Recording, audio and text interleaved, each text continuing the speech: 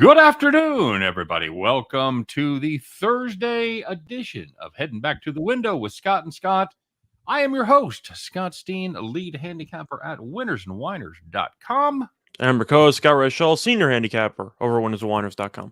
And together we hope to make your Thursday a happy one as we all head back to the window together. That did not happen for me last night, Scott. I went forever on my picks last night.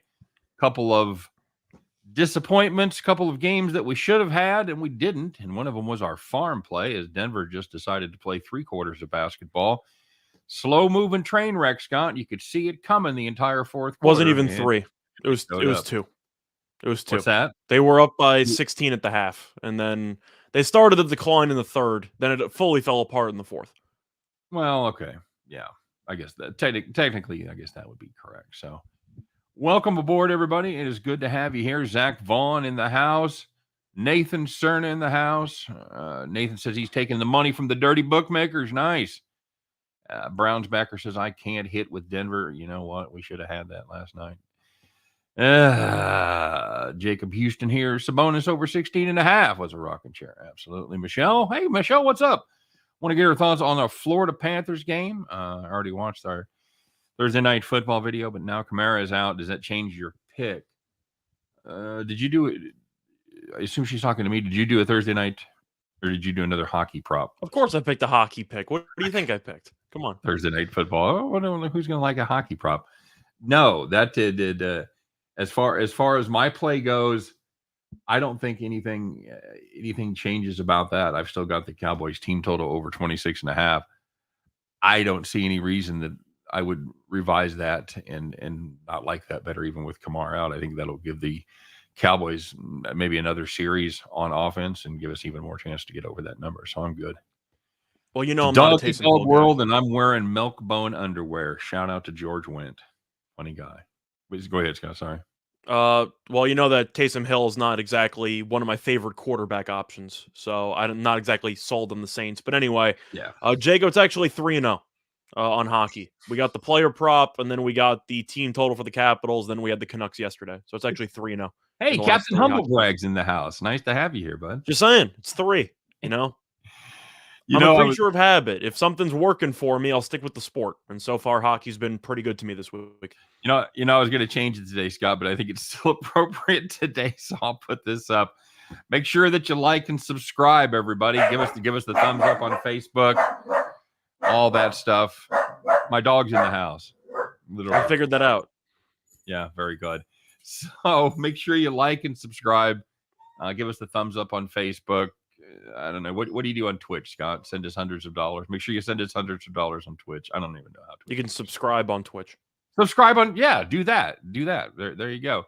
And of course, listen to all the shows here on the Winners and Winers Sports Betting Network. That includes us and also Just Parlays with Chris King at 1:30 p.m. Eastern Time. Very good dude and some good parlays. We got some other content coming. Scott, what's up with your college basketball show? I didn't ask you in the meeting today. Are you doing your basketball show? What's up? Truth is, I was going to, and then I've kind of focused on other sports more than college basketball. So it's one of those situations where I could start doing it, but truth is, you've been giving out more college basketball picks than I have. That's true. You've been doing your hockey thing. So, yeah. I've been slacking, but I've also been winning. So it's a bit of it's a trade-off, so to speak. Agreed. Yes, Brownsbacker, Dallas team total over 26.5. T-Trade in the house. He's on the ooey pooey. I don't blame you there. That is for the most part not a good basketball team. Not a huge ooey pooey fan. All right, let's get our stuff out of the way. By the way, guys, we are going to be doing our college football show right after this. We are going to stop this recording and start another recording. Just make Scott happy. It's I do have a line on how to edit it though, so we're asking you, and Scott is asking you especially, please come back for the college football show. Better idea. Poll it. Ask the questions right now in the comments. We're going to get a poll, Scott. We're going to see how many people come back after our regular show is over. I'm saying you could ask now if you want. We still got some people in the house. No, I don't want to ask the people that are here. I want to see if they show up. Don't tell me I'm you're just going to asking what show they up. prefer. You're going to get a poll in real time, and you don't like the way the results are going to go. So I'm going to win. no, we're So it's fine. Don't worry about it. We're going to lose more than half our viewers. That's my prediction. Okay, I'm going to win. that's it. Don't worry about it. Okay, you're not going to win. Ooey Pooey under has been good, but Yes, I do think they would end up beating Omaha. there's Maybe Central Michigan. Maybe Central Michigan. Maybe. J.R. Black in the house. What's up, J.R. Black? Good to have you here. Joan in the house as well. Minnesota Wild tonight, regulation over the Devils. Diablos. The Wild had a nice game the other night, Scott, but they certainly didn't have much competition. It's going to be a little tougher case with the Devils. Where are you at on the Wild? Are you buying? This is the young team that kind of started to put together last year, and so far so good, right? So far, so good. I know that they had a little bit of a heart attack during the offseason before they finally signed their best player, right before he was rumored to maybe head to Russia. But Minnesota's been good. New Jersey's been good. I do think that it's a pretty interesting game. I'd go with the Wild. I actually watched a bit of that Devils game against the Sharks, and damn, they were awful in that game. The Sharks just killed them pretty much the entire way through. The Devils' defense, I like Blackwood and net, but I'm not a big fan of their defensive core. We know that PK Subban's well past his prime at this point, and he's kind of a dead contract, but they have to play him because they're paying him so much. I'd go with Minnesota. I think that New Jersey might have overachieved to start the year. I think they'll fall back down to earth a little bit. Minnesota, we saw them make the playoffs last year. They pushed the Golden Knights to 7. I like that overall team. I'd go with Minnesota or pass for me, but I don't really want anything to do with New Jersey. Yeah, this is a Devils team that hasn't been great on the road, going just 2-4 away from Jersey. So, yeah, and again, if you look at recent form, they've lost 3 of their last 4. Wild's on a 4-game winning streak, and I saw a little bit of that Sharks game. You're right; they were just pretty much dreadful in that one. So, all right, but let's get to it. Let's see the good news and the bad news, the winners and the whiners, Scott, if you will. Let's take a look and see. Yesterday, there were some calls being made. Let's find out who was on the other end of those call the cops. All right, buddy. Let's get it rolling here, shall we? We're going to take a look.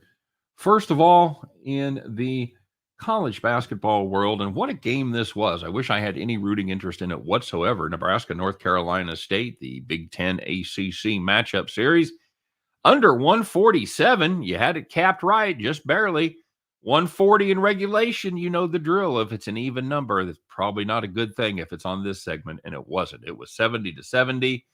You knew you were screwed. You just didn't know by how much because they ended up playing 4 overtimes. It landed at 204. Congratulations. If you had the under 147, you missed it by 57 points. What the fuck were you thinking? Jesus. Hey, call the cops. And if you had, in my opinion, the worst beat of the night, if you had Marist plus 6.5 against Iona, you led outright by 7 points with 2 minutes and 30 seconds to go in the second half. Didn't even go to overtime. So you might be wondering how you managed to lose this one. The answer is Iona, by going on a 14-0 run in the final 2:30 to go from down 7 to up 7. Marist lost by 7, only getting 6.5. Brutality.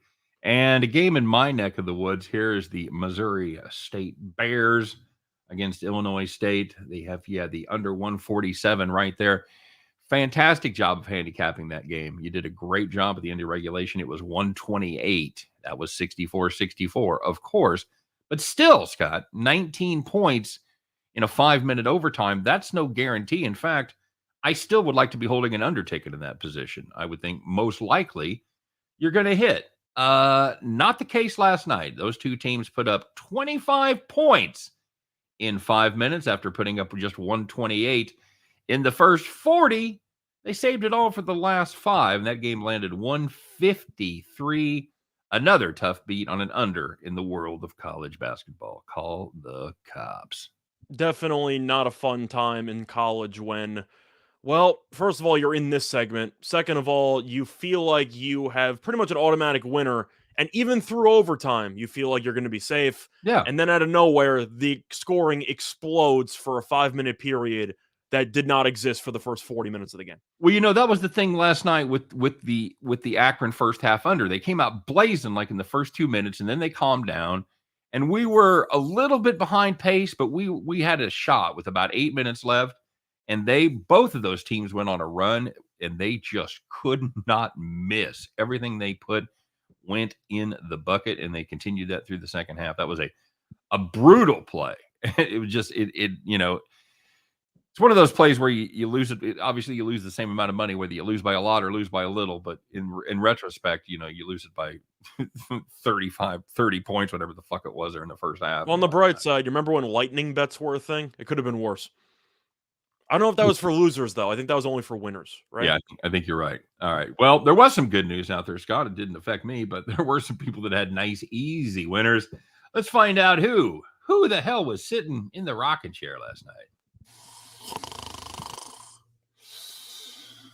So the first one was in the NBA. If you had the 76ers and the Celtics under 206.5, sounds like a low total. It really wasn't, because each quarter had less than 49 points, and there were not 4 overtimes in this game, so the game landed 175.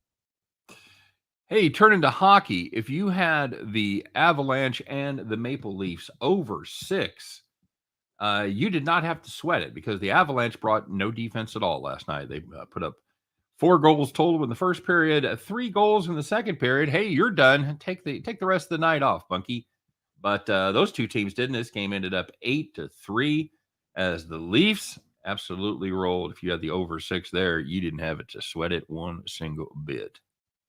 And for the last one, if you had the Mavericks -4 against the Pelicans, you led by 21 at the half, and you won by 32 points. Not too shabby. Not too shabby. Shabby at all. All right, Scott, we do have let's catch a couple comments here. By the way, to address Browns backers' last comment, the Capitals' money line is -190. I don't have the money line. I have them to win in regulation. I have the Capitals' 60-minute line at -115. There you go. Magellan Sports, Capitals plus over 5.5 plus 190. My kid got a new moniker. I like the correlated parlay, Scott. I don't mind that. Did you see the guy that won the DraftKings championship? And I know it was a bullshit thing the way they did it, but did you see how he did it? No. Did he correlate like 4 different games or something? Correlated parlays, yeah. And he had correlated parlays to give him a working bankroll, and then he hit a 3-teamer to end it. Cool. He played but he hit his big correlated parlay was Jacksonville plus the points in the under. So, yeah. I'll tell you what, if you bet on Jacksonville to cover a spread, you deserve the money. Yeah, it was a ballsy play for sure. It was the game they won outright. Liberty under against Liberty Mizzou game. Liberty Bibberty. Yeah, I know. I like the under if I had to pick something there, Yeah. but it's really a tough call because Missouri is a team that I don't think is very good. No offense, I think you'd agree with me. But Liberty is the team that always plays slow, and they lost most of their very good players that they had for the last couple of years. They still have 1 or 2, but they're a team that plays very slow. And, athletically, Missouri's more athletic at every position. So the question is, can Liberty create enough space off the dribble, which is always the question mark when you have these mid-major schools going up against Power 5 schools, no matter how bad they are. So I'm looking at the under. I think you'll see Liberty try to slow the pace to a crawl, and I think you'll see a pretty ugly game break out. Yeah, anything involving Mizzou right now is gonna be an ugly game. I would lean towards the under for sure. T-Train says good to be back. He's gonna hang up and listen to the rest of the show. Tony, always good to have you, man. I hope everything went well dealing with your property stuff this week, and it is good to have you back as well. He's called the cops in Oklahoma City. Got what you deserve. Yeah, you know what? You feel smart, Scott, when you bet on those downtrodden teams and they come through for you, but you really feel stupid when they lose. You're like, well, Oklahoma City screwing me. Who could have seen that coming?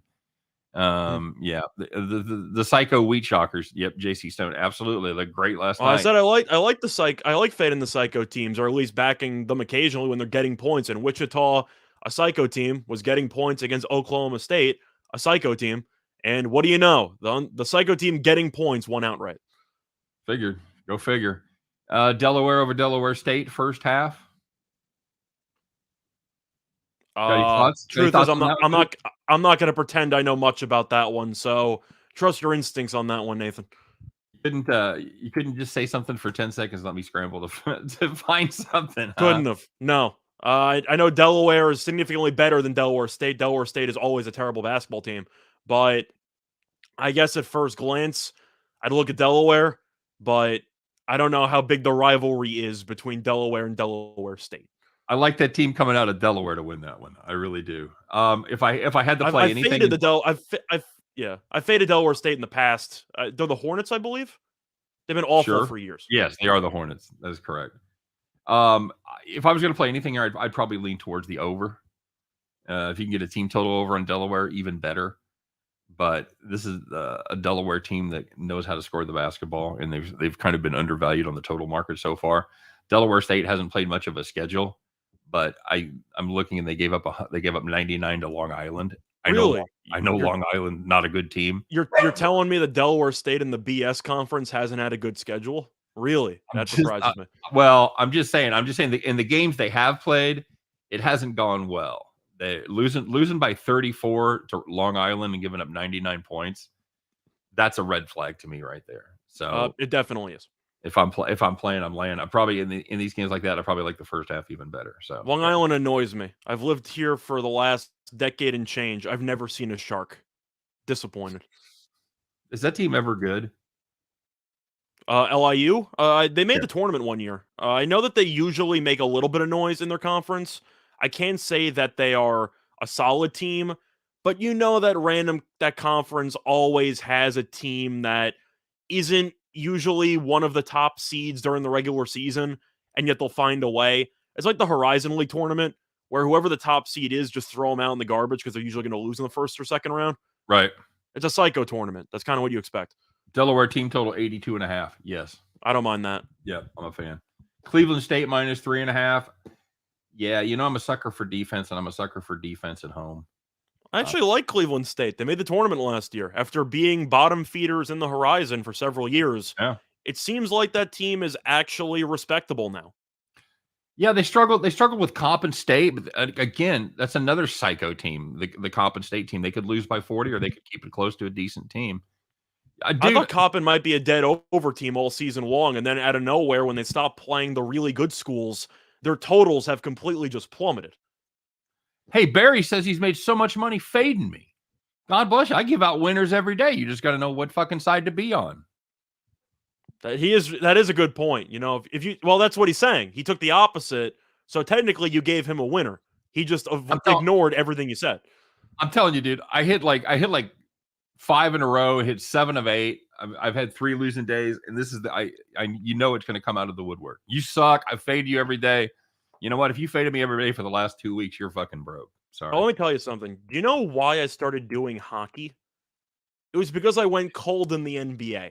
I'm not afraid to throw some things at the dartboard and see what sticks. So that's kind of how I've handicapped in the past, where I like to ride with one sport at a time. Oh, of course I'll alternate. If there's an NFL game I like, a college game I like. We're going to get to our college show after this. But I don't know. NBA was in a little bit of a cold run for me. And I decided if it's going to be cold, why not at least try something else? And hockey so far has been going well. So my advice to all of you is, if one sport you're having a bit of a cold run with, college basketball, college football, whatever, there are other sports out there that you can at least try to dabble with. Yep. I agree. I totally agree with that. And I will tend to ride the hot hand. I started well in NBA. I cooled off, went to college basketball, started well there, and then cooled off on college basketball. I'm not gonna lie. Football for me has been a struggle all year. I'm slightly profitable on the college side. I'm not profitable in NFL. This has been the worst NFL season I probably had in 25 years.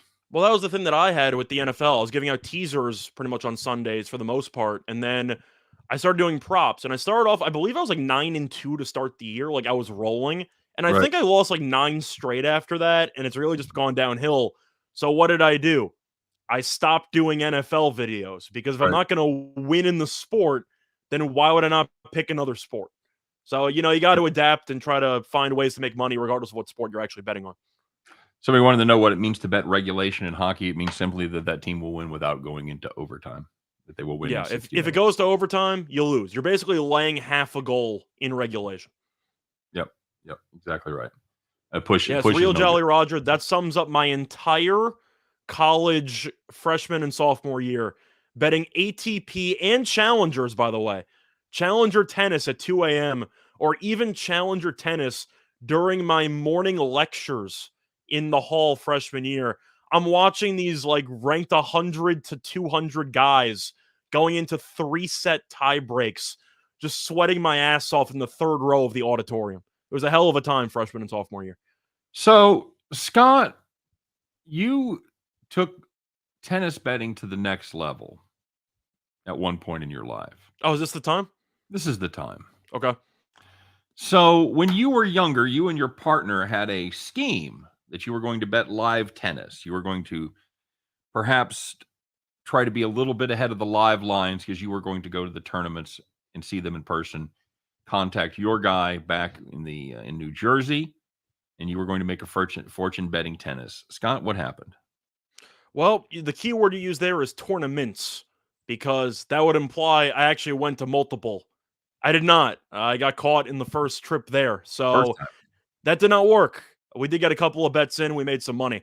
But long story short was that I ended up getting caught trying to relay information on points that already happened to a friend of mine to try to live bet some tennis, and security approached me and promptly threw me out of the tennis, and I have been banned from that venue for the rest of my life, I believe. So it's just that venue. I thought it was the whole tennis tour. As far as I remember, it's just the venue. But if you're playing a tennis tournament in the Rice University tennis courts, unfortunately, I won't be able to watch you play. Let's put it that way. So when I first heard this story, number one, I was amazed that we hadn't heard it on the air. But I know you have a certain image you like to uphold, and implying that you did less than scrupulous things at one point in your life would tarnish that image. So I know why you didn't want to share the story. But I asked you first, Scott, the first question I asked you was, how did you get caught? And you told me it had to do perhaps with your wardrobe. What wardrobe mistake did you make? So we're going to pass this information in case anybody here wants to try this. Here's the mistake not to make. Scott? So when you're going for a multiple day trip, bring a variety of clothing. And apparently I underpacked, so people could recognize a sweatshirt or something I might have worn more than once. The issue was you can't do text messaging, you can't do whatever because it's too slow. You just need active, immediate feedback. So let's just say I had glasses that had a type of phone capability to them. So I was trying to immediately contact my friend through code phrases when one player won a point, etc.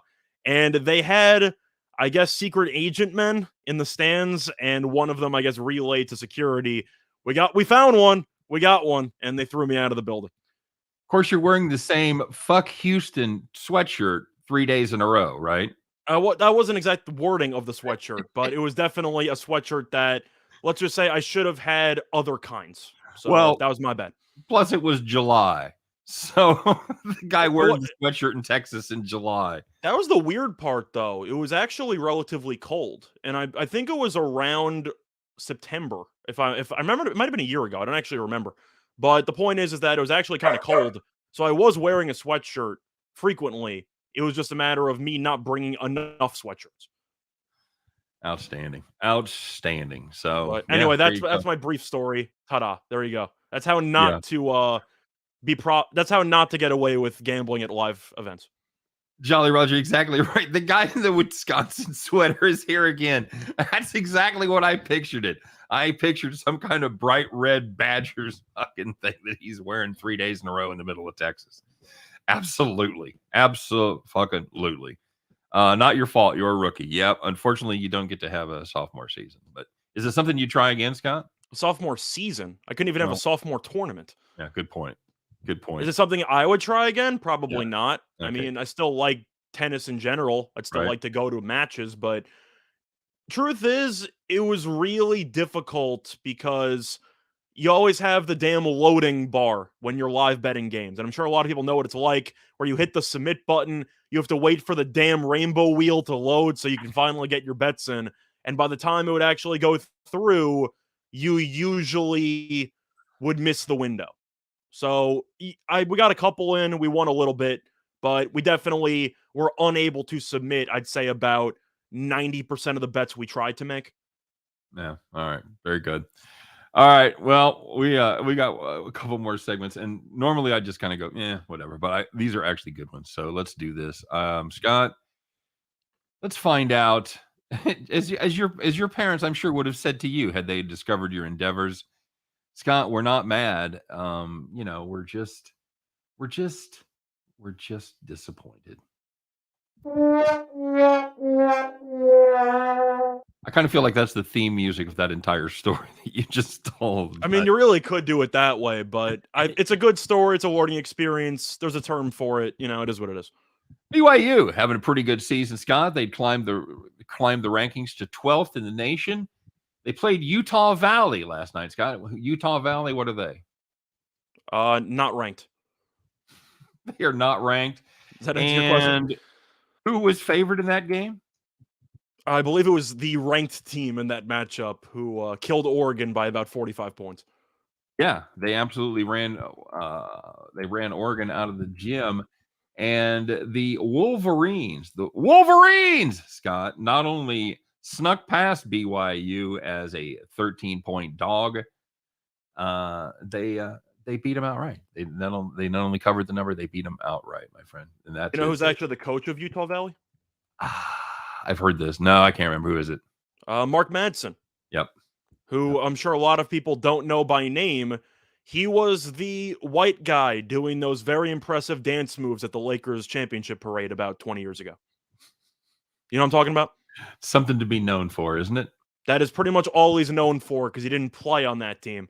But he is the coach of that team. And I don't want to say they're a sleeper to make a tournament run, but when you beat a top 12 team, I don't even care if you're at home or on the road. You have one loss on the season. Utah Valley might actually be a decent sleeper team to win their conference. Keep an eye on that team. Are they in the WAC? I believe so, but I'll try to just check that right now.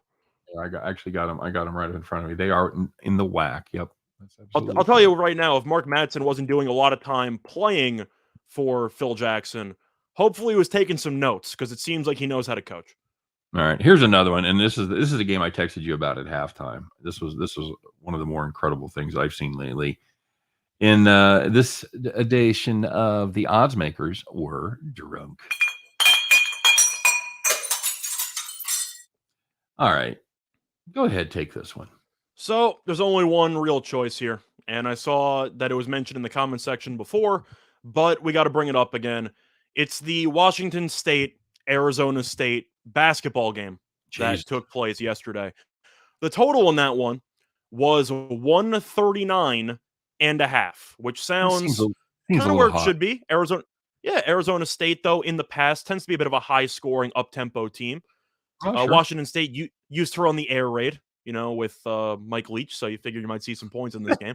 That did not happen because Arizona State scored 10 points in the first half.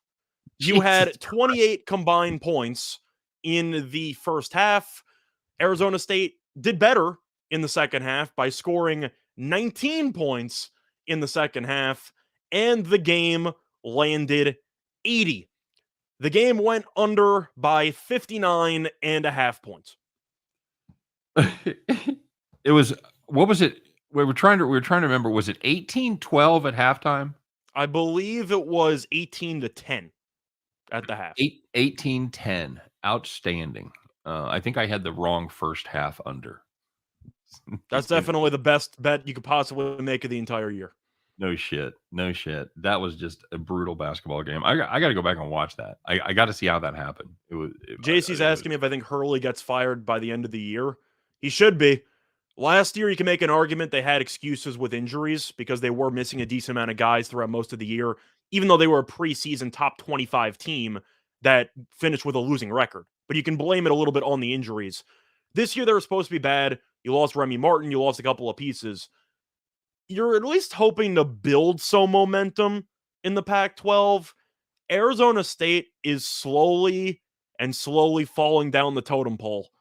I think you got to change coaches, don't you? I mean, this team is a joke at this point. Yeah, I mean, they consistently get good recruiting classes out there. I mean, they did lose Remy Martin to KU, but still they loaded up pretty well. This team should be way better than its record right now, way better than it's playing. It should be, but I think he'll get fired at some point. They are definitely one of the worst Pac-12 teams at this point in time. I'm curious at what point, as players, do you start to quit on your coach when whatever plays you're drawing up clearly aren't working? I'd say right before the game started yesterday is when that happened, Scott. I don't know what other excuse you have to put up 10 points in the first half of a college basketball game. At that point, you probably just shouldn't. I was going to say you shouldn't show up for the second half, but you only trailed by 8, so at least the defense was good. You get like one of those women's blowouts, like UConn over somebody by 80 points. They're still putting up more than 10 in the first half. Alvaro Jimenez, Cowboys first half tonight. Don't hate that. Don't hate that. Don't bet the mortgage on Memphis anymore. Lost to Georgia. Yeah. Yep, they did. I had the under there, Scott. I thought that was a great play. They were 66 in the first half. I think we had 140, 142 and a half. So we're under where we need to be. 95 points in the second half, no overtime. Pretty much the way my night went right there. That not good. Right Memphis is a team that I thought would be a potential dark horse if you were looking for, I don't want to say a long shot, but any team that wasn't in the top 3 or the bottom 3 in case of odds. But that team is still really young. They're figuring things out. Bates has looked a little bit underwhelming. I'm a big fan of Duran. I think Duran's a good center. I think he can be something potentially in the NBA. But Bates needs to, let's just say, shoot under more control, because he's the kind of guy who seems like he wants to jack up every shot that he can possibly take. And sometimes less is more. Let's put it that way. Yep. There's an interesting parlay with player props. I like this. Taysom Hill under 219.5, under 44.5 rush. Dalton Schultz 3+ receptions, single game parlay plus 600. The one thing that gives me pause is the rushing yards, because of the fact that the Cowboys, from what I've seen over the last couple of years, they always struggle with mobile quarterbacks. And you expect the Saints to try to get creative with the ground game since Kamara's not going to play. I do expect to see some read options. I expect to see Taysom Hill take some himself. I'm not sure how many carries he's going to have, but the Saints don't really have much of an offense right now. The weapons aren't really good on the outside, and Hill might not necessarily be able to throw many passes well. So I think they might try to take more of a run approach, either with the quarterback or with the actual just ground game in general. So I kind of pumped the brakes on the rushing yards, but I really don't mind that 3 pick for the value you're getting. No, I totally agree. You know what? Just like Beetlejuice, you speak his name and he appears. It is Carrot in the house for the first time, I believe. Do you know Carrot on the run, Scott? I know Carrot. I know Carrot Top. Does that count? No, it does not. Does he comment on your stuff? Not that I know of. I'm so Florida, says Dallas just can't be trusted. Funny story. We may talk about that here in a minute. Let's take a look at tonight's games and see what we've got cooked up. We are going to talk about the football game, but it's going to be towards the end of the show. Spoiler alert. Talked about that Cleveland State game. I'm a fan of the Ooey Pooey. I think that Detroit team can play a little basketball when they want to. 130 there. You got to like the Ooey Pooey under, right? I'm not taking an over with Ooey Pooey. I mean, we've talked about the fact that don't fix what isn't broken is actually a pretty good philosophy if you want to try to get a gauge on one team. Ooey Pooey's been very good to the under, so I'm not going to tell you to step in front of a moving train. Agreed. Jacob Houston says I'm fading Hill coming off the partially torn plantar fasciitis. Heavy dose of Mark Ingram. I agree with that. That's why I just don't think Hill's going to be in a position to do much of anything. We'll see. We'll see what happens. It's Thursday night, so when in doubt, expect a low-scoring, hideous game of football. Oddsmakers have finally caught up with how shitty Mizzou is. You interested in fading the Tigers 5.5 with Liberty, or is that an overreaction? I mean, we talked about the game before. I'm looking at the total because college basketball, from what I've seen, is that a lot of these teams. I don't know if it's just this year, or maybe last year. I just had a really good read on everything. It seems like everything's been more of a crapshoot this year in college basketball when it comes to sides, but totals usually can determine by pace and by efficiency numbers what should happen in the game, at least more than from the sides. But I'm sure you've noticed that too. There's been a lot of landmines out there for college basketball spread betting so far.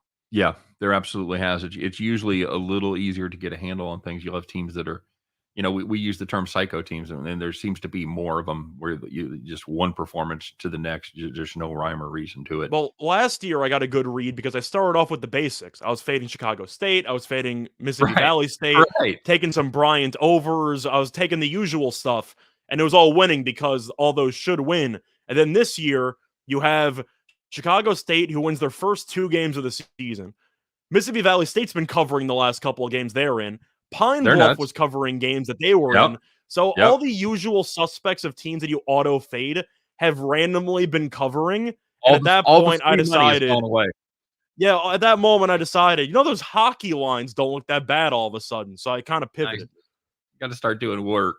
Drew Milky Man, Schultz, anytime TD. Yeah, I have Dalton Schultz on my fantasy team. I like that play. Maybe a little. Well, since he's on prejudice. your fantasy team, I got to assume he's not going to score because Scott cannot have nice things on his fantasy team. No, I cannot. Cooper over 3.5 receptions should be a lock. Again, Is he healthy? I don't love the L word. Is he healthy? He's healthy enough. I had the COVID stuff. I know he's going to play, but I am curious if he's going to potentially get less snaps than normal because he was not able to really practice that much during the week. But is Lattimore on him? Is Lattimore going to be on Lamb? I'm kind of curious what the matchup is going to be for the Saints corners, but the defense isn't very good in general, so we'll see what happens. STM Networks had just stopped by to drop the Florida Panthers money line and the over. He's been dropping a couple of hockey parlays, 1-1, but your plus money because one of the parlays paid whatever plus 240 or so. So STM Network, always a pleasure. Thanks for dropping by. He thinks Mizzou is an overreaction. Yeah, if I had to play a side there, I'd probably play the Tigers. But again, Amari Cooper so hit or miss. He can put up 120, with 8 catches and then 20 on 3 catches the next week. Yes, absolutely true. Yeah. Best I'm lessons expecting in life oh, sorry, I'll let you finish that one. Best lessons in life, what? are the ones we pay for. Oh, I don't disagree with that. It's the ones you remember the most. Yeah. So the thing about Cooper and the Cowboys, the fact that I wouldn't be surprised if they try to use Cooper on Lattimore just to create more room for Lamb in the slot, which they have been doing in the past. They kind of move Lamb a little bit all across the formation, while Cooper has been consistently getting the number one coverage from the number one corner. So I do think that Cooper could be a decoy in this game. I think Lamb should have a good game, but is Lattimore a guy who usually guards one side, or does he follow people across? I don't really remember. Well, it's whatever defense they play, whether they play it if they're going to play 1 deep or 2 deep. So I think they play a lot of cover 2. I think he's going to split the field. But what I was going to say, I don't know if you've looked lately. I'm not that impressed with the way Lattimore's played this season. Oh, he has not been amazing by any means, but we can agree that him compared to the other corners on the roster, still a significant downgrade. Well, yeah, if you want to put Ken Crawley out there instead of Lattimore, no, I don't agree with that. But it's not like Jalen Ramsey where people automatically panic going, what are we going to do? Because Ramsey's going to shut him down. Why don't you put your best receiver on the side that Ramsey's not going to cover, and Devontae Adams goes for 100-something yards? Right. So. With Lamb and Cooper back in the lineup, I think that presents more of a problem. Of course, you're missing you're missing your other 2 receivers as well, though. You're missing the depth guys there. But I think Schultz could be the difference in this one. I think they're starting to trust him more and more. He's getting more and more involved in the offense. You think Pollard has a big day catching the ball, or not really? I think Zeke might have a big day catching the ball. I'd be interested in playing Zeke over on receiving yards because as they I know the rushing yards are low, but it's all about the knee because he said he's going to play, but you can tell since the bye week he's been a shell of his former self, and Pollard has looked a lot better than Zeke has for the last couple of weeks. Do you want a guy coming off COVID, or do you want a guy coming off a concussion? I want to know how serious both of them were. I want to know if you had symptoms, if you were down with COVID, or if you just tested positive and took 2 weeks where you had to have meetings by Zoom or whatever. I'm picking concussion in this case because Cooper was rumored to maybe not play this week because he still had some symptoms. So even if they're okay now, at some point he did have symptoms where if you have a concussion, it's not ideal, but at the end of the day, Lamb is back. I think he's fully healthy again. I'm curious if Cooper still has a cold of any kind or anything like that, but I do think that in this case, I'd rather have Lamb over Cooper. Yeah, I agree. And you also have to worry about reduced lung capacity. Maybe put a pitch count on him. If you got knocked down by COVID, then probably going to have some lung or wind issues. So, especially if they were on the fence about playing him tonight. Man, we got to get rolling here, bud. Yes, we do. Give me a favorite NBA pick. What do you got? Favorite NBA pick? Oh boy. Yeah, I'll let you go first. Yeah, let me take a look here real quick. I got everything on. Oh, you're gonna be that way about it, are you? Okay. I've been so hot on the NBA. Actually, NBA hasn't been terrible. I don't really like much on the NBA, to be honest with you. No, I'm looking at it. I mean, you'd like to fade Detroit. I don't know, like 12. I got no line on the Indiana-Miami game. I think about fading no Adebayo there. Give me a dog shot. Give me the Cavs plus the 4 against Washington. I'll take a little bold shot there. I don't think, is that game today or for tomorrow?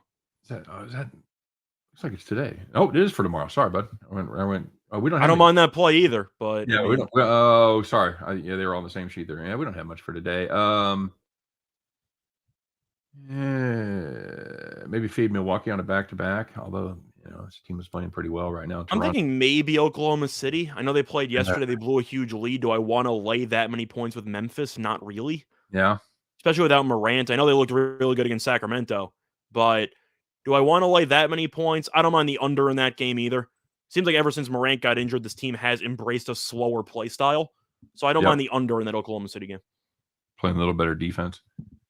All right, let's do it, buddy. And a quick reminder, right after this show, we're going to take a 5-minute break. Actually, yeah, I have to go walk the dog. So maybe a 7-minute break. And then we'll be back and do our college show. We want everybody to come back. All right, Scott, right now we have 65 viewers.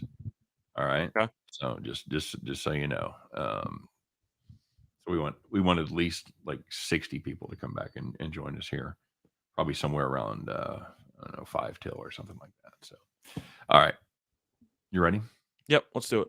Let's get to it, shall we? We've put our heads together. You guys know the drill. And as it goes on, as our cold streak increases, we spend more time trying to figure out a good play. This one was kind of wide open, especially with the news of today, and we had to go with it. It is time to climb on our John Deere, fire that bad boy up, and get ready to bet that farm.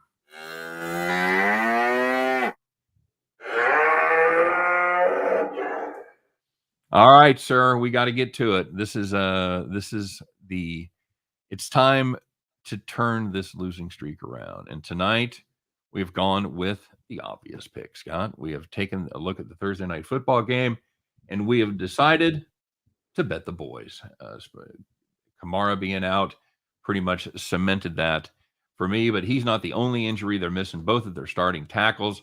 They're missing defensive ends, T-Pos, as we used to call him in Kansas City, Tano Passanha, and of course, Davenport is gone. Taysom Hill, as we just talked about, coming off that plantar fasciitis surgery. He is less than 100%. I just think as far as the injuries go, this would have been played a week ago, maybe a different story, but Dallas is getting healthier. They're getting Lamb Cooper and DeMarcus Lawrence back. That is a good thing. And I put Houston in there. Each of Dallas's that can't be right either. I love that one. That was from the basketball one. That was a slide from yesterday. Nicely done there. The Saints defense has been left out on the field too long since Jameis Winston has gone out. And I'm a big proponent of always looking at time of possession when you have changes like that. Before he went out, Scott, they were +2. They were +2 minutes as far as TOP. Since he's been gone, they are -5. That means that defense stays on there for extra periods of time. It gives up an extra series or two, and that is bad. Dallas, they have struggled to run the ball, but they should be able to find success because the Saints, despite having Marcus Lattimore, don't play very good defense in the defensive backfield at all, especially if they're not able to get pressure. A nice mobile quarterback like Dak, I think they're going to find some success throwing the football and possibly even running the ball as well with some injuries there along the Saints defensive line. We're going to take the visitors here, the Cowboys, the less injured Cowboys, -6. That's going to be our bet the farm play. Yeah, I think you summed that up with the last point. Dak should be able to find a lot of openings in this defense. And you're looking at the Saints, in addition to Taysom Hill being the starting quarterback, who we both don't really like, they're also missing a couple of offensive linemen. So I do think that they will struggle to protect him with Lawrence back. And I do think the Cowboys defense is an inconsistent unit, but it's good enough to gang up on a quarterback who's not really known for throwing the football. Very good. All right, guys, and that is going to do it for us. Once again, make sure that you check us out every day. Make it part of your routine if you can. I want to thank everybody for stopping by. Special thanks to Carrot for finding the time to fit us in his busy and varied existence there in the Carolinas. So thanks very much to everybody for being here. You guys stay tuned. Right around the corner, we'll be right back. We're going to talk all about the college football championship weekend. Should be a blast as Scott and I will give our last picks of the year to find out who wears the crown as the college football king. All right, you guys take care. Thanks for listening. Good luck, and we'll see you here in just a minute.